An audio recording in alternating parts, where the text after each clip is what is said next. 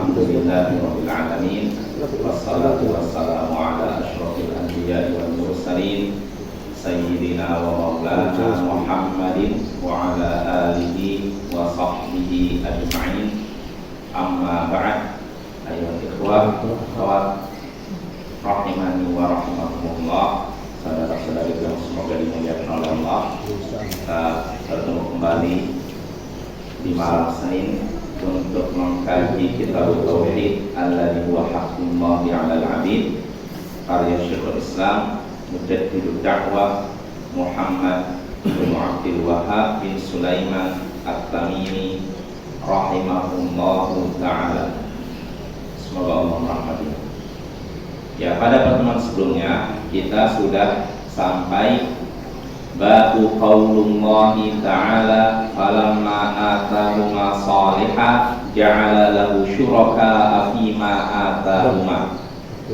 Bab firman Allah Ta'ala tatkala dia memberikan kepada keduanya anak yang soleh, anak yang sempurna, baik, maka keduanya membuat sekutu bagi Allah dalam hal anak yang sudah diberikan kepada keduanya. Bab firman Allah Ta'ala tatkala Allah memberikan kepada keduanya anak yang soleh, soleh ini baik, sempurna, tidak cacat, maka keduanya setelah diberikan anak soleh, anak yang sempurna, tidak cacat, keduanya setelah diberikan itu menjadikan bagi Allah sekutu terkait dengan anak yang sudah diberikan kepada keduanya. Jadi setelah ketika Allah sudah memberikan kepada keduanya anak yang soleh, anak yang sempurna, maka mereka malah menyebutkan Allah terkait dengan anak yang sudah diberikan itu, berbuat syirik dalam hal anak yang sudah diberikan itu. Nah, ini sudah kita bahas. Keduanya ini maksudnya siapa? Tatkala Allah memberikan kepada keduanya anak yang soleh sempurna, maka keduanya menjadikan bagi Allah sekutu terkait dengan anak yang sudah diberikan itu. Siapa kedua di sini? Nah, ada dua ini, Pak. Ada dua penafsiran. Iya, kedua anak ini siapa? Keduanya itu siapa? Allah memberikan kepada keduanya anak yang sempurna. Keduanya ini siapa? Ibu bapak. Itu ada pendapat pertama, jenis manusia maksudnya. Dan yang pendapat kedua yang menyatakan itu Adam dan Hawa. Kalau Adam dan Hawa-nya gini, ketika Allah memberikan kepada Adam dan Hawa anak yang sempurna, tidak cacat, maka Adam dan Hawa pun menjadikan bagi Allah sekutu terkait dengan anak yang sudah diberikan. Artinya kalau kita pakai penafsiran ini berarti Nabi Adam berbuat syirik. Nah, makanya ini masalah besar, makanya pendapat ini pendapat yang keliru. Yang benar maksud keduanya artinya manusia, suami istri dari keturunan Adam, bukan Nabi Adam. Karena Nabi Adam dan Hawa tidak mungkin melakukan syirik. Nabi tidak mungkin melakukan syirik. Bahkan Nabi tidak mungkin melakukan dosa besar. Kalau dosa kecil sudah kita bahas ya. Ada perbedaan pendapat ya di antara para ulama, tapi kalau dosa besar tidak mungkin. Ya, dan syirik adalah dosa paling besar di antara dosa besar.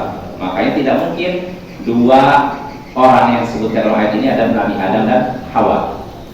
Walaupun nanti Syekh Muhammad bin Abdul Wahhab menyebutkan tafsir tentang ayat tadi menggunakan riwayat Ibnu Abbas yang menyebutkan bahwa keduanya ini adalah Adam dan Hawa. Nah, tapi akan kita bahas. Yang penting kita tahu judulnya dulu. Tatkala Allah memberikan kepada keduanya anak yang sempurna, keduanya menjadikan bagi Allah sekutu-sekutu dalam hal anak yang sudah diberikan itu. Ya. Ini judul babnya. Nah, sekarang kita baca saja keterangan yang disebutkan Syekh ini. Qala Ibnu Hazm ittafaqu ala tahrimi kulli ismin mu'abbadin li ghairillah ka'abdi Amr wa 'abdil Ka'bah wa ma ashbaha dzalik hasya 'abdil Muttalib. Kata Syekh di sini berkata Ibnu Hazm. Ibnu Hazm adalah seorang ulama yang terkenal ya. seorang ulama Zahiriyah, mazhab Zahiri, apa ya? Ibnu Hazm berkata, ini ulama Spanyol dari Andalusia. Ibnu Hazm berkata, mereka sepakat akan diharamkannya segala nama yang diperhambakan pada selain Allah. Mereka sepakat. Mereka itu siapa? Orang, para pekerja, para pedagang, atau para petani, para ulama, apa ya? Jadi patokan ketika disebutkan ittafaqu, mereka telah sepakat, mereka telah ijma. Ijmanya para ulama. Ada ijmanya orang awam nggak dianggap, apa ya? Karena kalau disyaratkan ijma, ada harus seluruh manusia, seluruh muslim, bukan seluruh manusia ya, seluruh muslim, nggak akan terjadi ijma. Ya tidak? Ya karena misalkan ini, misalkan dalam masalah yang inilah, hukum joget-joget laki-laki perempuan, kalau kita udah tahu haram ya kan, tapi kalau orang awam boleh kok, yang penting jangan kayak gitu. Jadi kalau sama orang awam dimasukkan dalam ijma, kesepakatan, nggak akan terjadi kesepakatan. Nah, makanya kesepakatan yang diakui itu kesepakatan para ulama, orang yang berilmu, bukan orang awam, Bapak ya. Maka kalau kita dapati misalkan para ulama menyebutkan ajma'an nasu ala, manusia telah sepakat akan demikian, maksud manusia itu siapa? Ulama, bukan seluruh manusia, orang awam, orang yang jahil, nggak pernah belajar, orang belajar, bukan seperti itu ya. Ini perlu kita dudukkan. Jadi Ibnu Hazm berkata mereka telah sepakat akan diharamkannya. Mereka di sini adalah para ulama. Mereka para ulama telah sepakat akan diharamkannya segala nama yang diperhambakan kepada selain Allah. Segala nama yang diperhambakan kepada selain Allah ini diharamkan. Para ulama sepakat. Contohnya apa? Ta'abdi Amr, seperti Abdu Amr, hambanya Amr. Nah yang seperti ini sepakat para ulama diharamkan.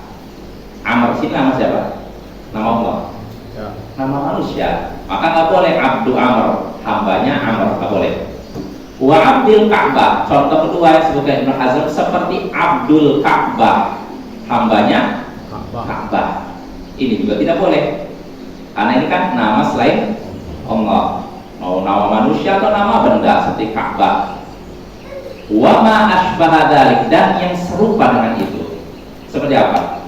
Contohnya tadi kan Ibnu Hazm menyebutkan dua contoh. Pertama yang diperhambakan kepada manusia, yang satu lagi kepada benda kan. Yang kepada manusia contohnya tadi apa? Abdu Amr, hambanya Amr. Nah, ini diharamkan. Begitu juga yang serupa dengan ini. Contohnya Abdul Hasan, hambanya Hasan. Nggak boleh. Rojab. Oh iya, Rojab bukan nama Allah kan. Nggak boleh juga Abdul Rojab ya. Kalau Abdul Razak iya, Razak termasuk Asmaul Husna. Tapi kalau Abdul Rojab, Rojab bukan Asmaul Husna, bukan nama Allah. Ini nama bulan, nggak boleh. Tapi itu bulan ya. Kita bahas nama manusia dulu. Contohnya apa? Abdul Hasan. Ini saya pernah punya inilah orang apa kenalan namanya Abdul Hasan. Nah seperti ini silakan. Abdul Muthalib. Oh nanti nanti. Abdul Hasan katanya Bapak. Jadi kalau ada orang punya nama seperti ini, solusinya bagaimana? Abdulnya dihilangkan. Jadi langsung aja Al Hasan atau Hasan. Jadi jangan kasih Abdul. Kalau mau, misal nggak mau diubah, ditambah aja Allah Abdullah Hasan. Nah itu bagus juga.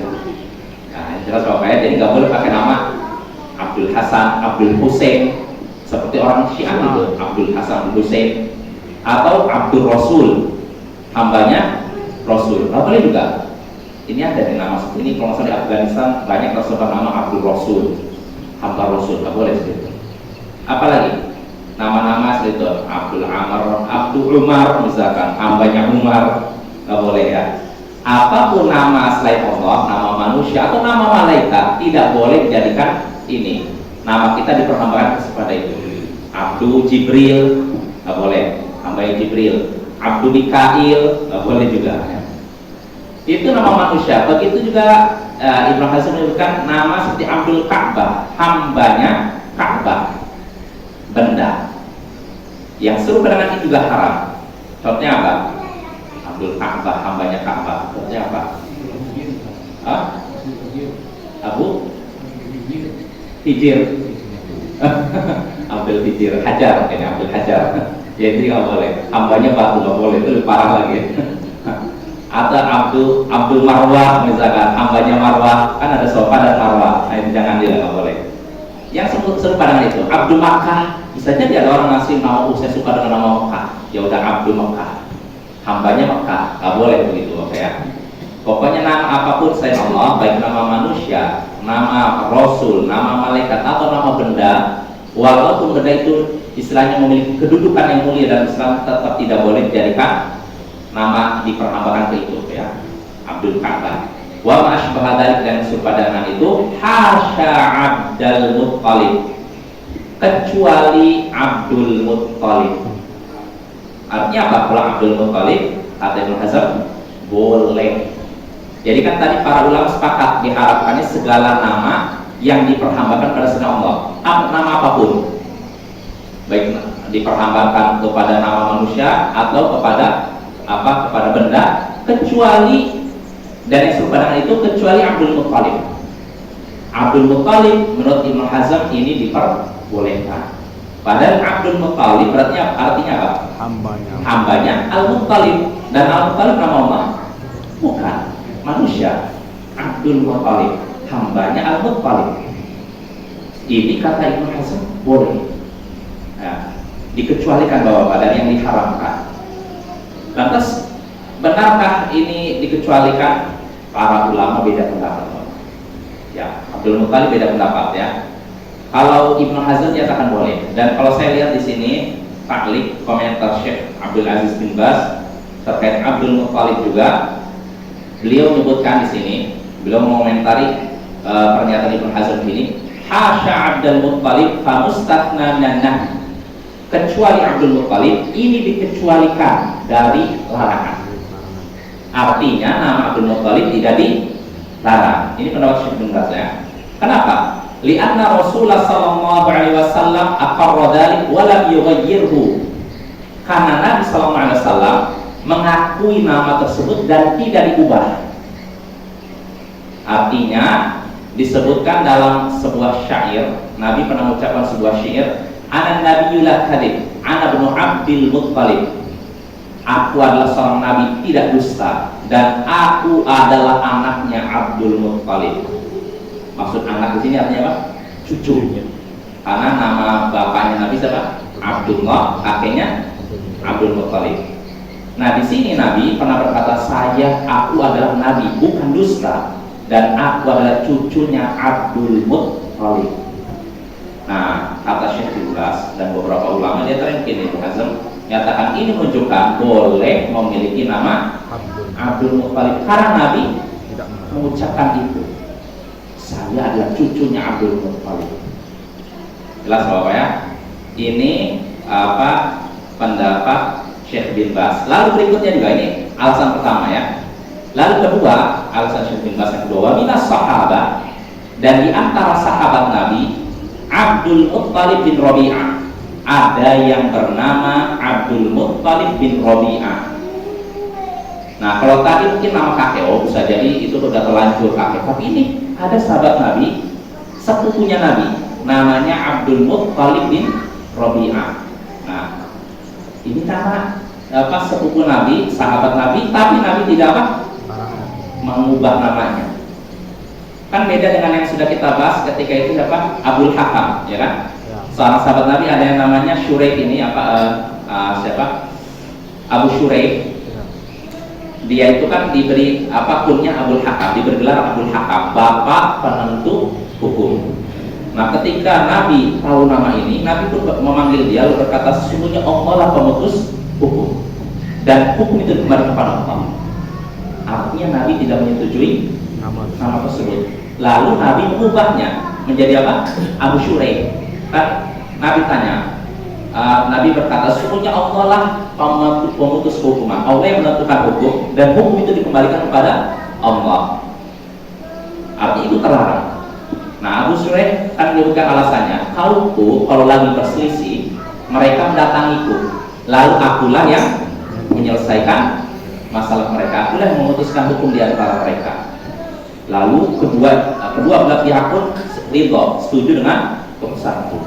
Artinya dia punya nama Abdul Hakam bukan dia menamai diri sendiri, tapi sama orang lain, kaumnya gitu. Maka kata Nabi, oh bagus sekali perbuatanmu itu. Lalu Nabi bertanya, kamu punya anak tidak? Maka dijawab oleh Abu Shuraih, ya, Shuraih, Muslim, dan Abdullah. Nabi bertanya, siapa yang paling tua di antara mereka? Dijawab, Shuraih. Maka kata Nabi, kalau begitu engkau Abu Shuraih, bukan lagi Abul Hakam. Di sini Nabi mengubah nama Abul Hakam jadi Abu Shuraih, ya kan, Bapak ya. Nah, tapi Abdul Muttalib tadi, Abdul Muttalib bin Rabi'ah, sepupu Nabi, tidak diubah namanya. Berarti itu menunjukkan boleh ya. Jadi itu Bapak ya. Kita lanjutkan perkataan Syekh bin Baz ini. Jadi kenapa Abdul Muttalib ini boleh dikecualikan? Pertama, Nabi tidak mengubah nama tersebut, bahkan di antara sahabat ada yang punya nama itu. Lalu kata Syekh, li'annal asl fihi annahu ta'dilun bil iqwad wasammauhu Abdul Muttalib wasmuhu Syaibah bin Hashim. Karena asalnya nama Abdul Muttalib itu adalah perhambaan, istilahnya diperhambakan karena urusan kemerdekaan. Budak, dulunya itu budak, lalu dimerdekakan selain itu. Li'atal asli, asalnya itu adalah perhambaan karena perbudakan dan kemerdekaan, dimerdekakan.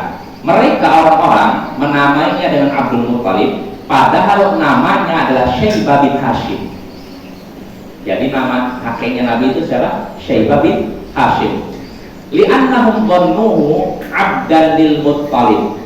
Ya, karena orang-orang, kenapa disebut Abdul Muttalib padahal namanya Syaibah? Karena orang-orang di zaman itu mengira bahwa Syaibah ini adalah hambanya, budaknya Muttalib. Kenapa bisa dianggap budak Muttalib? Bisa babi taghayyuri wajhihi minas safar wal Muttalib ammu. Karena Syaibah ini kakeknya Nabi, wajahnya berubah karena perjalanan jauh. Dan ketika itu Muttalib adalah pamannya. Jadi Syaibah kakeknya Nabi melakukan perjalanan jauh bersama pamannya Muttalib. Nah ketika pulang dan ada orang kok kayaknya hitam sekali. Oh ini budak kayaknya, budak nih. Oh, dan dia bersama dengan Muttalib. Oh berarti budaknya Muttalib. Makanya disebut Abdul Muttalib, budaknya Muttalib. Jelas Bapak ya.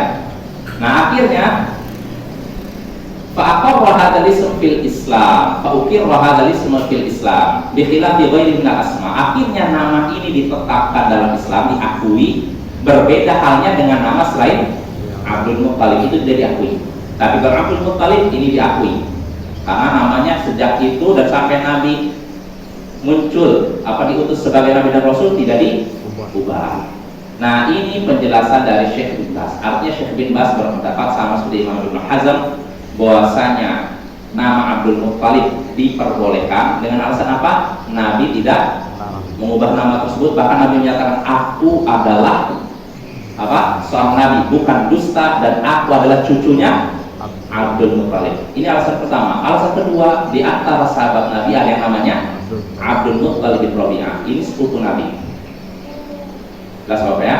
Adapun kenapa itu diperbolehkan, Syekh bin Baz menyebutkan alasannya itu karena hamba di sini, hambanya Muttalib, maksudnya bukan hamba dalam artian dia itu menghamba kepada istilahnya hamba dalam arti ibadah, tapi maksudnya dia tuh budak. Jelas Bapak ya. Abdul itu tadi diartikan budak, budaknya Muttalib atau hamba sahaya Muttalib. Nah ini alasan Syekh bin Baz. Namun perlu kita ketahui ada ulama yang melarang nama Abdul Muttalib secara mutlak. Artinya nama apapun yang diperhambakan kepada selain Allah itu dilarang, diharamkan, termasuk Abdul Muttalib. Nah ini pendapat Syekh Muhammad bin Shalih Al-Utsaimin. Kata beliau, semua nama yang diperhambakan kepada selain Allah itu dilarang, diharamkan, termasuk Abdul Muttalib. Itu pun diharamkan. Terus bagaimana dengan alasan yang disebutkan Syekh bin Baz? Syekh bin Baz nyatakan ini nama yang diperbolehkan karena Nabi sendiri menyebutkan apa tadi? Aku adalah seorang Nabi bukan dusta dan aku adalah cucunya Abdul Muttalib. Ini mereka menunjukkan bolehnya memberi nama Abdul Muttalib. Kata Syekh Muhammad Shalih enggak seperti itu. Nabi ketika itu cuma memberi kabar, bukan mengakui nama tersebut. Karena itu kan nama orang terdahulu. Ya tidak, ini udah terlanjur orang-orang nyebutnya Abdul Muttalib, orang sudah meninggal. Maka Nabi katakan, ini saya cucunya Abdul Muttalib. Ketika Nabi menyatakan aku adalah cucunya Abdul Muttalib, bukan berarti Nabi menyetujui nama tersebut. Jelas apa ya? Karena Nabi sendiri tidak mengatakan ini adalah aku adalah cucunya Abdul Muttalib, maka berilah nama anak kalian dengan Abdul Muttalib. Ada hadisnya seperti itu? Tidak ada kan? Nah itu. Jadi Nabi berkata dalam rangka mengabarkan, bukan mensyariatkan. Karena Bapak dalam hadis sebutkan Nabi menyebutkan nama-nama suku Quraisy, Bani Abdi Manaf. Bani Abdi Manaf artinya apa? Hamba Manaf. Boleh? Boleh nggak memberi nama anak Abdul Manaf? Nggak boleh. Terus Nabi kenapa manggil dengan Abdul Manaf? Ya ini karena apa? Dalam rangka ini aja, istilahnya apa ya? Bukan pengakuan, tapi istilahnya ini nama sudah terlanjur tersebar, sudah dipakai oleh orang. Nabi sekedar memanggil bukan berarti menyetujui itu. Jelas apa ya? Contohnya gitu lah, misalkan ada nama-nama yang buruk, misalkan misalkan orang kafir lah. Ada orang kafir memiliki nama yang buruk, nama yang seakan-akan menuhankan selain Allah. Kita kan gak mengakui itu kan, tapi kalau kita manggil kan sesuai dengan namanya. Ya tidak. Ya gimana lah udah nama begitu kita panggil walaupun sebenarnya kita tidak setuju dengan nama tersebut. Ya tidak. Nah Rasulullah begitu, manggil wahai Bani Abdi Manaf, wahai keturunan hambanya Manaf, wahai keturunan ini Abdul Uzza, Abdul Uzza, hambanya Uzza. Ini kan udah dalam istilahnya udah jadi nama yang dipakai turun menurun. Ya Nabi sekedar manggil bukan berarti mengakui. Jelas Bapak ya? Ini pertama. Nah, jadi Nabi ketika berkata aku adalah cucu, aku adalah Nabi bukan dusta, aku adalah cucu Abdul Muttalib, ini dalam rangka mengabarkan, bukan menetapkan bahwa itu nama yang disyariatkan. Itu jawaban Syekh Muhammad bin Shalih Al-Utsaimin yang pertama. Adapun kedua, tadi kan alasan Syekh bin Baz, yang pertama kan Nabi menyebutkan itu lalu tidak mengingkari. Lalu kedua, ada di antara sahabat yang pertama bernama siapa? Abdul Muttalib bin Rabi'ah. Nah, saya baca syarah Syekh Muhammad bin Shalih Al-Utsaimin. Beliau telah menyebutkan menyinggung nama sahabat Abdul Muttalib bin Rabi'ah, dan menyinggung sama sekali. Ya, jadi artinya apa? Ada kemungkinan nama ini tidak valid, tidak sahih. Dan setelah saya cek lagi, ternyata nama sahabat Nabi tadi, sepupu Nabi ini diperselisihkan. Sebagian ahli hadis menyatakan namanya Abdul Muttalib, tapi sebagian lagi ahli sejarah menyatakan enggak, namanya bukan Abdul Muttalib tapi Al-Muttalib. Jelas apa? Jadi namanya sendiri diperselisihkan, nama yang sahabat Nabi itu diperselisihkan. Maka dari sini Allahu a'lam, karena namanya diperselisihkan, maka hukum asalnya kembali ke asalnya. Segala nama yang diperhambakan pada selain Allah itu dilarang, termasuk Abdul Muttalib. Artinya pendapat yang lebih hati-hati, pendapatnya Syekh Muhammad bin Shalih Al-Utsaimin, semua nama yang diperhambakan pada selain Allah itu hukumnya haram, termasuk Abdul Muttalib. Jelas Bapak ya, nama apapun ya, termasuk Abdul Muttalib. Untuk simpulannya, nah itu. Nah kita kembali Bapak. Jadi Syekh bin Baz berpendapat nama Abdul Muttalib termasuk yang dikecualikan, diperbolehkan. Syekh Muhammad bin Shalih Al-Utsaimin berpendapat itu diharamkan. Padahal ayo ikhwah, dua orang ini guru dan murid. Syekh bin Baz gurunya berpendapat boleh, muridnya berpendapat haram. Apa yang maksudnya? Tidak fanatik. Nah, artinya para ulama bukan orang yang fanatik kepada guru mereka, walaupun itu guru. Tapi kalau beda pendapat, Wajar. nggak ini, mereka nggak fanatik tentang guru berarti 100% semua pendapatnya diambil lah. Mereka tetap kritis terhadap guru mereka. Ini para ulama yang nggak menelan mentah-mentah semua pendapat guru. Nah ini Bapak Syekh Utsaimin. Jadi kalau kita lihat dalam biografi Syekh Muhammad bin Shalih Al-Utsaimin, Syekh bin Baz ini termasuk guru kedua yang dekat dengan beliau. Yang pertama Syekh Abdurrahman bin Nasir As-Sa'di. Ini guru paling pertama. Yang kedua Syekh bin Baz. Ini termasuk guru beliau. Nah, tapi walaupun begitu Syekh Muhammad bin Shalih Al-Utsaimin enggak fanatik, enggak taklid, fanatik buta kepada gurunya. Kadang mereka berbeda pendapat. Nah, ini artinya Bapak Ahlus Sunnah seperti itu. Ahlus Sunnah tidak fanatik kepada guru-guru mereka, tidak fanatik kepada syekh, ustadz, buya, kiai, apapun. Kita hanya fanatik kepada Rasulullah. Karena apa? Kenapa kita fanatik hanya kepada Rasulullah?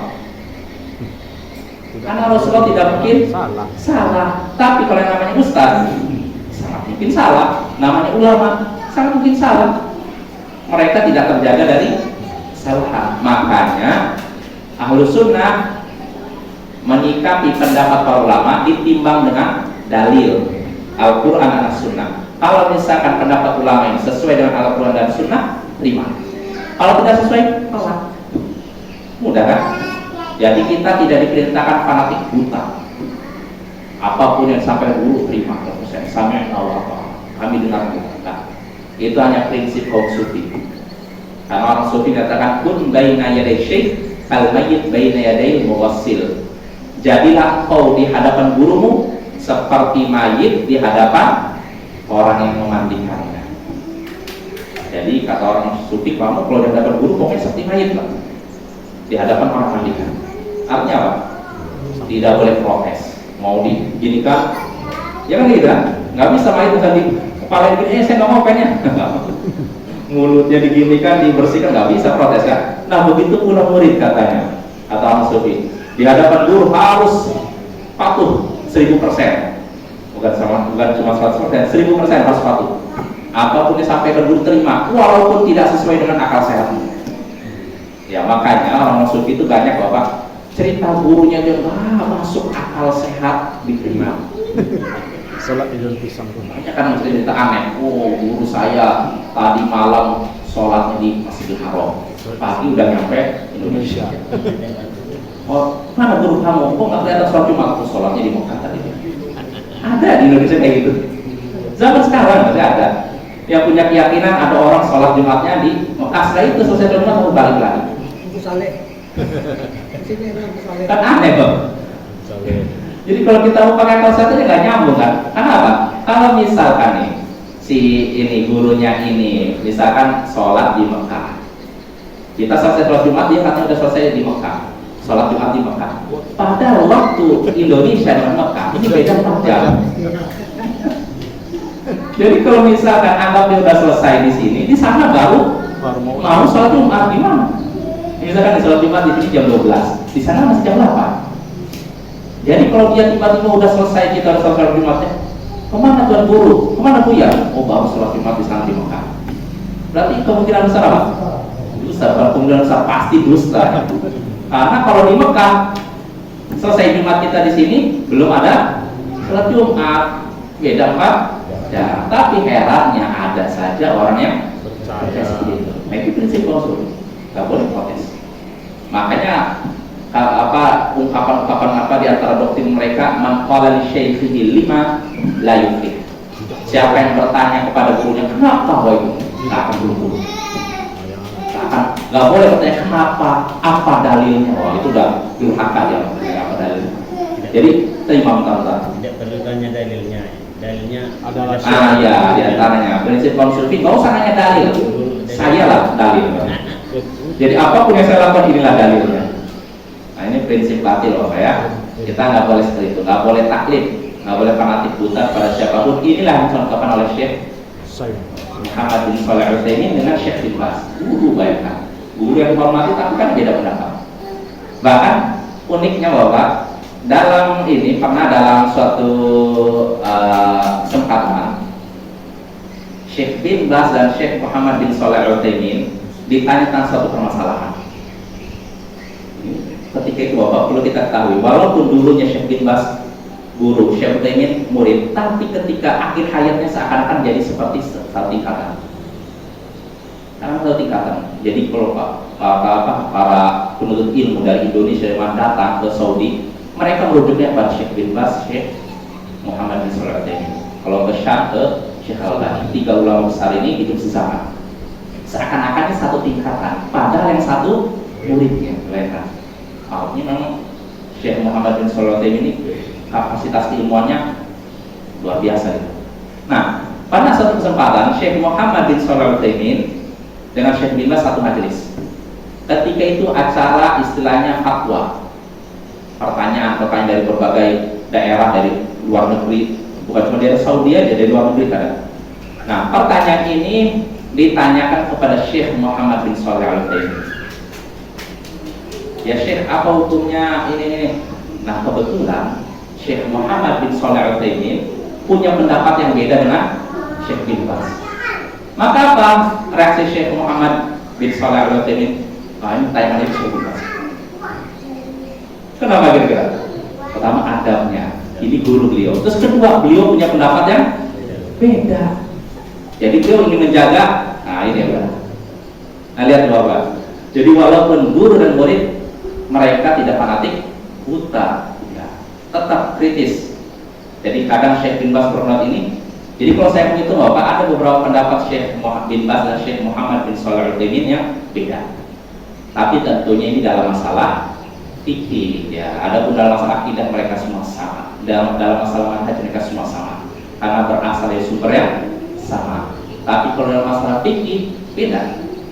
Karena yang satu berpendapat ini misalkan wajib, yang satu sunnah. Contohnya dalam masalah ini, kalau tidak salah masalah baca bismillah ketika wudhu. Syekh bin Baz berpendapat wajib. Wajib artinya apa? Dikerjakan dapat pahala, ditinggalkan dosa. Kalau Syekh Muhammad bin Shalih Al-Utsaimin kalau masalah berpendapat sunnah, tidak wajib. Padahal murid dan guru ya beda, dan itu nggak masalah. Dan Syekh bin Baz juga sebagai guru tidak memaksakan pendapatnya pada murid. Ini luar biasa. Nah, ini yang perlu kita tiru ya. Bagaimana hubungan antara guru dan murid? Mereka saling menghormati, tapi walaupun begitu mereka tidak saling fanatik, tidak taklid, tidak fanatik buta. Mereka tetap kritis kepada guru-guru mereka. Nah itu sekilas tentang ini ya. Maaf agak melenceng ya. Syekh bin Baz dengan Syekh Muhammad bin Shalih Al-Utsaimin. Nah kita kembali lagi. Jadi kesimpulannya Bapak, saya sendiri condong ke pendapat Syekh Muhammad bin Shalih Al-Utsaimin bahwasanya seluruh nama yang diperhambakan pada selain Allah adalah haram, termasuk Abdul Muttalib. Kesimpulannya. Lalu kita lanjut. Di sini kata Syekh Muhammad bin Abdul Wahhab, wa 'an Ibnu Abbas fil ayat, qala lamma taghashshaha Adam hamalan fa'atahuma iblis faqala inni sahibukum alladhi akhrajtukuma minal jannah la tuti'anni aw la aj'alanna law qarnay ayyil fayakhruju min batnihi fayashukku wa la af'alanna yukhawwifuhuma samiyahu Abdul Harith fa abaya an yuti'a fa kharaja bayyitan thumma hamalat fa atahuma faqala mithla qawli fa abaya an yuti'a thumma hamalat fa atahuma fa dzakara lahuma fa adraka hubbul walad fasammayahu Abdul Harith fadzalika qawluhu ja'ala lahu syuraka fima atahuma rawahu Ibnu Abi Hatim. Dari Ibnu Abbas terkait dengan ayat tadi. Ayat yang apa? Tatkala Allah memberikan kepada keduanya anak yang sempurna, lalu keduanya apa? Menjadikan bagi Allah sekutu terkait dengan anak yang sudah diberikan itu. Nah ini Ibnu Abbas mengomentari ayat tadi. Ya, apa maksud kedua orang tadi? Kata Ibnu Abbas, ketika Adam menggauli Hawa, berhubungan suami istri dengan Hawa, setelah tatkala Adam menggauli Hawa, maka Hawa pun hamil. Lalu keduanya dia datangi oleh iblis. Setelah Adam menggauli Hawa, Hawa hamil. Kemudian keduanya didatangi oleh iblis. Iblis berkata, sesungguhnya aku adalah teman kalian berdua yang pernah mengeluarkan kalian dari surga. Yang mengeluarkan dari surga siapa? Iblis kan? Maksudnya yang menyebabkan Adam dan Hawa keluar dari surga siapa? Iblis. Nah, jadi iblis berkata kepada keduanya, sesungguhnya aku adalah sahabat kalian berdua yang pernah mengeluarkan kalian dari surga. Hendaknya kalian berdua menaatiku. Menaatiku, kalau tidak akan aku jadikan anak yang di kandungan ini menjadi domba yang bertanduk.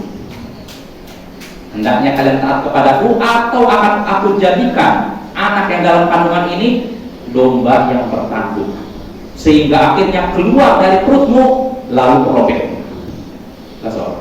Ini ancaman dari siapa? Iblis. Jadi kamu harus taat, kalian berdua Adam Hawa taat kepadaku. Kalau tidak, akan aku jadikan anak yang di kandungan istrimu ini dijadikan domba bertanduk, lalu keluar dari perutmu wahai Hawa, lalu merobeknya. Wala af'alanna wala af'alanna, sungguh aku akan melakukan itu.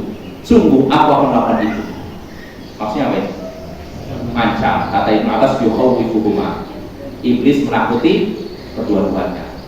Kemudian iblis berkata, Sammiyahu Abdul Harith, berilah nama anak yang dalam kandunganmu itu dengan nama Abdul Harith. Harith, Al-Harith itu nama iblis. Dinamailah dia dengan nama Abdul Harith, hambanya Abdul, bahasa gitu. Hambanya iblis. Nah, ini perintah dari siapa? Iblis kepada Adam dan Hawa. Namun apa reaksi Adam dan Hawa? Fa'abaya an yuti'a, keduanya tidak mau menaati iblis. Akhirnya apa? Fakharaja mayyita, akhirnya anaknya keluar dalam keadaan sudah mati. Jelas ya? Nah, tsumma hamalat. Akhirnya tidak berapa lama, berapa bulan, Hawa kembali lagi hamil, bunting. Iblis pun mendatangi keduanya, lalu mengucapkan perkataan seperti yang sudah diucapkan sebelumnya. Apa ucapannya? Hendaknya kalian berdua menaatiku, atau akan aku jadikan anak di kandungan ini domba yang bertanduk, lalu akan merobek perutmu. Nah, aku akan melakukannya. Aku akan melakukannya. Nah, iblis berkata lagi seperti itu, tapi keduanya kembali lagi tidak mau menaati iblis. Tsumma hamal. Kemudian kembali lagi, ini Hawa hamil lagi, jadi mati lagi anaknya. Kemudian Hawa hamil lagi. Fa'atahuma, lalu iblis pun mendatangi lagi keduanya. Fa'atakarolahuma, lalu menyebutkan lagi perkataan yang sudah disebutkan sebelumnya, yaitu kalian harus menaati aku. Ya, kalau tidak, aku akan jadikan anak di perutmu domba bertanduk sehingga merobek perutmu. Berilah nama anakmu itu Abdul Harith. Diulangi lagi ancamannya. Nah, setelah disebutkan ancaman ini, fa'adrakkahuma hubbul walad, ternyata keduanya timbullah rasa cinta kepada anak pada keduanya. Jadi setelah diancam berapa kali ini? Berarti 2, 3 ya. Maka muncullah rasa cinta pada anak pada keduanya. Fasammayahu Abdul Harith. Akhirnya keduanya Adam dan Hawa memberi nama anak di kandungannya dengan Abdul Harith. Jelas ya? Fadzalika qaulu, lalu kata Ibnu Abbas, itulah maksud firman Allah Ta'ala, ja'ala lahu syuraka'a fima atahuma. Keduanya menjadikan bagi Allah sekutu terkait dengan anak yang sudah diberikan kepada keduanya. Ini maksud dari siapa? Kabar dari siapa? Ibnu Abbas. Hadis ini riwayat Ibnu Abi Hatim. Nah, jelas Bapak ya. Kita baca dulu, nanti komentar belakang Bapak ya. Walau bisanadin sahih qatadah qal syuraka'u fi ta'atihi wa lam yakun fi ibadati. Dan dari Ibnu Abbas juga dengan sanad yang sahih, ini menurut Syekh Muhammad bin Abdul Wahhab sekali. Dari Qatadah berkata, syuraka fi ta'ati wa lam yakun fi ibadati. Mereka menjadikan bagi Allah sekutu-sekutu dalam hal ketaatan, bukan dalam hal ibadah. Jadi tadi kan sebutkan dalam ayat, setelah diberikan anak yang sempurna, keduanya menjadikan sekutu bagi Allah. Sekutunya apa maksudnya? Sekutu dalam hal ketaatan dan bukan dalam hal ibadah. Ini penafsiran pertanyaan. Lalu terakhir, walau bisanadin sahih an Mujahid fi qouli lain atahuma salihah qal ashfaqa alla yakuna insanan. Dan dari Ibnu Abbas juga dengan sanad yang sahih dari Mujahid terkait firman Allah Ta'ala yang di atas. Jadi sebelumnya disebutkan keduanya berdoa, lain ataitana salihah, kalau engkau memberikan kepada kami anak yang salihah, anak yang baik, maka kami akan begini, kami akan termasuk orang yang bersyukur. Nah, kata Ibnu Abbas, keduanya khawatir anak yang dikandungan tidak jadi manusia. Akhirnya apa? Nuruti kemauan iblis. Lalu diberi nama anaknya dengan Abdul Harith. Wa dzukira ma'nahu 'an Hasan wa Sa'id wa ghairihima. Maknanya ini, makna riwayat tadi disebutkan juga dari Hasan Al-Basri, Sa'id bin Al-Musayyib dan selain kedua ulama tadi. Nah, artinya Bapak, penafsiran dari beberapa orang tadi menyebutkan bahwa maksud dua orang dalam ayat tadi maksudnya adalah Adam dan Hawa. Lantas benarkah penafsiran mereka? Insya Allah ini akan kita bahas pada pertemuan berikutnya karena penjelasannya panjang kali lebar dan luas. Tapi kesimpulannya Bapak, biar tidak usah bingung, intinya riwayat ini batil. Riwayatnya batil, tidak bisa dipakai sebagai dalil dan hujjah. Artinya Adam dan Hawa tidak mungkin menuruti iblis. Kisah ini batil dan tidak bisa dijadikan sandaran. Itu kesimpulannya Bapak ya. Ada pun alasan batilnya kenapa? Insya Allah akan kita bahas pada pertemuan berikutnya. Wassallallahu ala nabiyyina Muhammadin wa ala alihi wa sahbihi ajma'in. Wa akhiru da'wana alhamdulillahi rabbil alamin. Assalamualaikum warahmatullahi wabarakatuh.